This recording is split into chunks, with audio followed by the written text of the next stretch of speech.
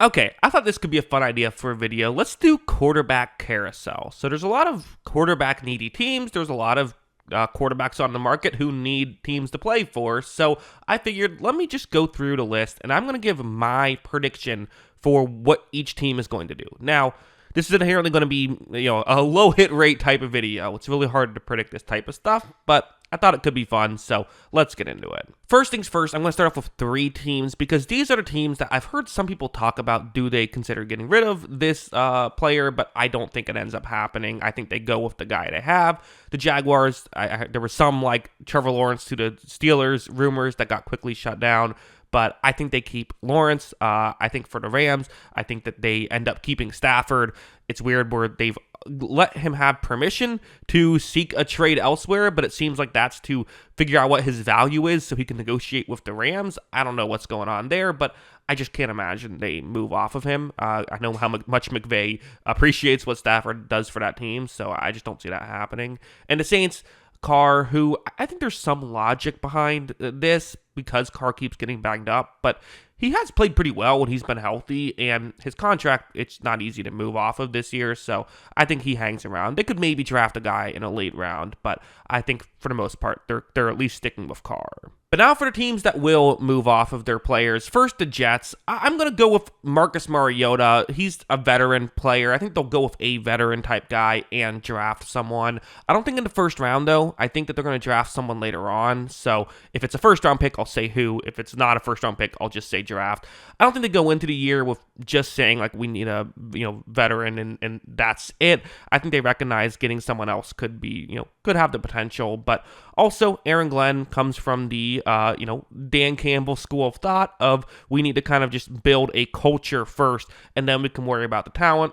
Mariota seems like he could be someone who can help build that culture, isn't going to be a head case, and I think that's kind of what they need. The Raiders, I think, might do something similar but different. So Kirk Cousins, I'm going to say the Falcons do ultimately move off of Cousins. I don't think they are able to trade him for much of anything, but I think that they end up just cutting him. Maybe the Raiders take on a little bit of salary for a trade for like 7th round swaps or something like that. But I think they go with him as a veteran player who can, for him, he would say, okay, I can compete for the starting job. And I think the Raiders would be willing to say, okay, Cousins, you can compete for the starting job, and we'll give it to whoever ultimately earns it.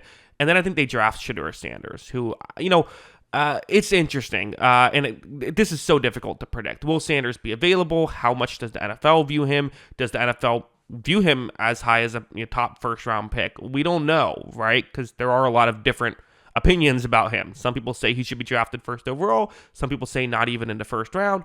I don't know, but it feels like it could be a fit for the Raiders, and I think this would be a good way to add a veteran so he doesn't have to come in right away and be thrown into the fire, but you can move on to him if you want to.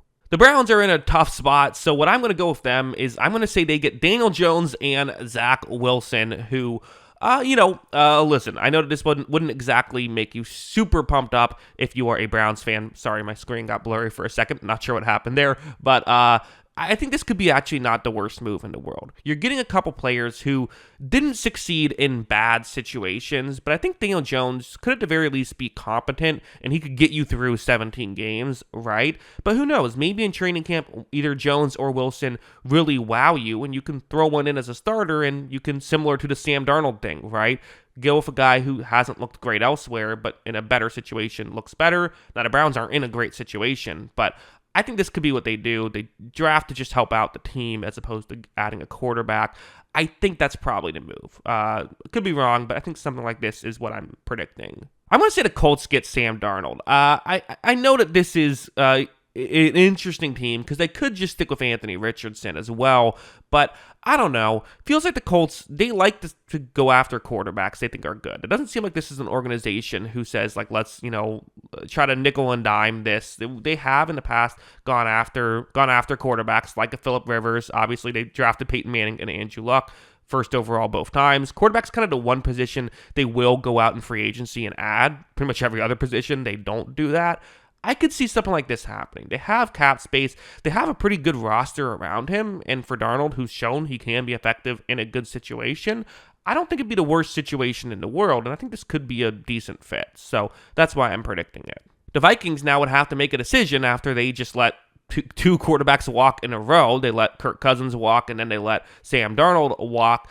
I think that's what they'll do, is they'll let him walk. They could keep him. I don't know. But it just feels like Minnesota, they wanted out of a Kirk Cousins type contract. And I know Cousins had the injury as well, but I think that they wanted out of that type of contract. Going with someone like J.J. McCarthy, who is on a rookie deal, feels like a lot more what they want to do here with this team. And if they can get solid quarterback play out of him, no reason to think they couldn't be good again. I think that's what they do. I think they just stick with J.J. McCarthy. As for the Titans, I think they draft Cam Ward first overall. And listen, I know that there's some other great prospects that I haven't done my full evaluation on. So I've evaluated Ward. I haven't evaluated a lot of the other prospects. I know that there are some other really good prospects, but they just don't change the franchise the way a franchise quarterback does. Ward has a chance to be a franchise quarterback, in my opinion. I think they'll see it the same way. They have the first overall pick. I think don't overthink it. Just draft him there. As for the Pittsburgh Steelers, again, no option really feels great, and that's kind of the issue they've been in since Big Ben retired, is usually when you have your quarterback fall off a cliff, what you have to do is, unless you have a Jordan Love situation going on, you are usually bad for a bit, or maybe you can get someone who ends up being, like a Baker Mayfield situation, sign a guy on a flyer, and it really works out. Justin Fields looked all right for the Steelers, I thought. I thought he played well when he was out there, and while it could have been maybe better, which is why he ultimately didn't keep the starting job, I wouldn't hate the idea of him. I think he would say, hey, I'll take a one-year deal in this situation. We can possibly make the playoffs. I can get a big contract that way. I still think they wouldn't go into the season just with Fields. I think they would draft someone later on in the draft, but I don't think they'd spend a first round on him, and I think that wouldn't be the worst thing in the world for all parties involved. I'll say the Giants end up with Russell Wilson as they have the number 3 overall pick, and the way I'm doing this, I'm saying they pass on Shedeur Sanders at 3. They could take him. I don't know. I wasn't as crazy about Shedeur Sanders. I don't think the NFL is going to be as crazy about Shedeur Sanders. I could be wrong. They could go that way.